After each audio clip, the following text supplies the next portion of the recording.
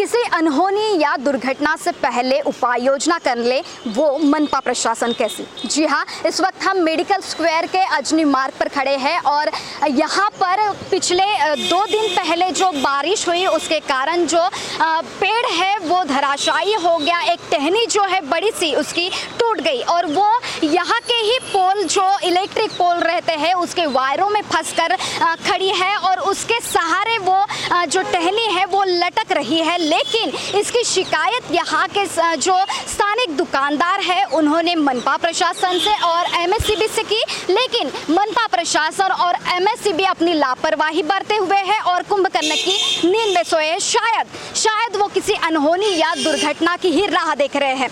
मेरे पीछे आप तस्वीरों में देख सकते हो कि किस तरह से ये जो पेड़ की टहनी है वो 2 दिन पूर्व ही टूटी हुई है और किसी भी वक्त वो टूट सकती है।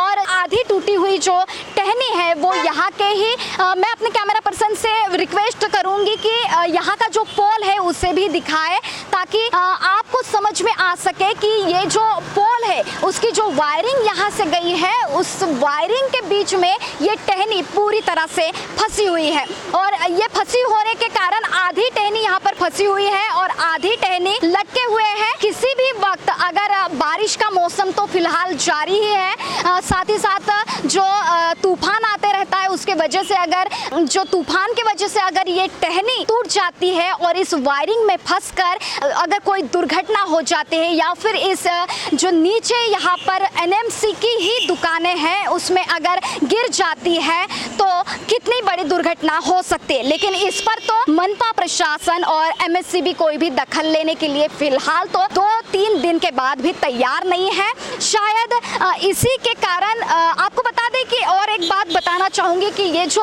मार्ग है मेडिकल स्क्वायर का है और अजनी मार्ग है यहाँ से आपको बता दें मेडिकल अस्पताल पास ही है और उसके कारण यहाँ से मरीजों के परिजन भी यातायात करते हैं। काफी व्यस्ततम यह इलाका है और उसके कारण अगर कोई दुर्घटना होती है, कोई अनहोनी होती है तो किसी की भी जनहानि तक हो सकती है, कोई दुर्घटना भी हो सकती है। इस वक्त हमारे साथ यहाँ के स्थानिक जो दुकानदार है वो है, उनसे जानेंगे कि कब आपने इसकी शिकायत की है।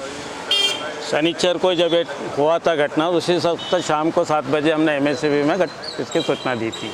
क्या उपाय योजना की गई, कुछ बताया? अभी तक तो कोई उपाय योजना किया नहीं। आज तीसरा दिन है, हम लोग अपना मौत को लेके खड़े जैसे रहते हैं कि दुकान खोलते समय और कोई दुर्घटना हो, कोई टहनी गिरी हो। और ये एकदम व्यस्त एरिया है। छोटे दुकानदार होने से मेडिकल के अंदर आने वाले जो गरीब लोग होते हैं वो हमारे कस्टमर होते हैं और वो ऐसे समय आते हैं जब वो परेशानी में और परेशानी सामना देखते हुए जब जाते हैं तो दुकानों से वापस चले जाते हैं। ये पूरी आपके दुकान के सामने ये टहनी आ गई है, क्या बताएंगे? ये काफ़ी दिनों से 3-4 दिनों से लटकी हुई है और जिस तरह से सरकार ने प्रशासन ने काम करना चाहिए उस तरह से हो नहीं रहा।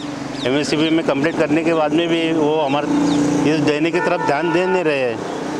तो ऐसा है, जल्द से जल्द इसकी समस्या हल की जाए और हमारे को अच्छी सुविधा प्राप्त हो, यही हमारी इच्छा है। किससे शिकायत की आपने? एमएससीबी को। क्या बताया उन्होंने? हाँ, देख लेंगे, हमारे वर्कर अभी आएंगे तो भेज देंगे। और अभी तक कुछ भी नहीं किया? कुछ नहीं है। आमच्या दुकानावर 3 दिवस झाले हे आहे, कोणाच्या अंगावर पडून गेलं तर किती हे कंप्लेंट टाकली तर येऊन नाही राहिले। मेरे साथ यहाँ के और एक स्थानिक दुकानदार है, क्या बताएंगे कब ये घटना हुई है? जिस दिन बारिश आई थी 2 दिन पहले तब ये घटना शाम को हुई थी 4-5 बजे। तब हम लोग जैसी घटना हुई तब कंप्लेंट करने एमएससीबी गए थे तो कंप्लेंट कर दिया तो आते बोले। उसके बाद में फिर और एक बार गए तो अभी बहुत सारे कंप्लेंट है, बोले अभी टाइम नहीं, ऐसा बोल रहे हैं। तो ऐसे स्थिति में ये जो दुकानदार है तो ये पूरे मेन लाइन पे पूरी पेड़ गिरा हुआ है और अगर ऐसे समय पे ये अगर मेन लाइन होती है तो कोई हादसा भी हो सकता है, डेंजरस है यहाँ पे। तो इन्होंने कुछ ना कुछ करना चाहिए, इसलिए हम तो कुल मिलाकर ये कहा जा सकता है कि अभी तक 2-3 दिन हो गए हैं, इतनी बड़ी टहनी है ये पेड़ की, अगर ये किसी के ऊपर गिर जाए और कोई अनहोनी हो जाए, साथ ही साथ यहाँ पर इलेक्ट्रिक पोल है और उस पर गिर के अगर आगजनी जैसी कुछ घटना हो जाए तो इसका जिम्मेदार कौन रहेगा? इसका जवाब अब मनपा प्रशासन को साथ ही एमएससीबी को देना पड़ेगा। देखते हैं इस खबर के बाद में मनपा प्रशासन और एमएससीबी प्रशासन जागता है कुछ कार्रवाई करता है या नहीं। महाराष्ट्र टीवी 24 के लिए वीडियो जर्नलिस्ट कुनार पानुरकर के साथ आंचल लोखंडे, नागपुर।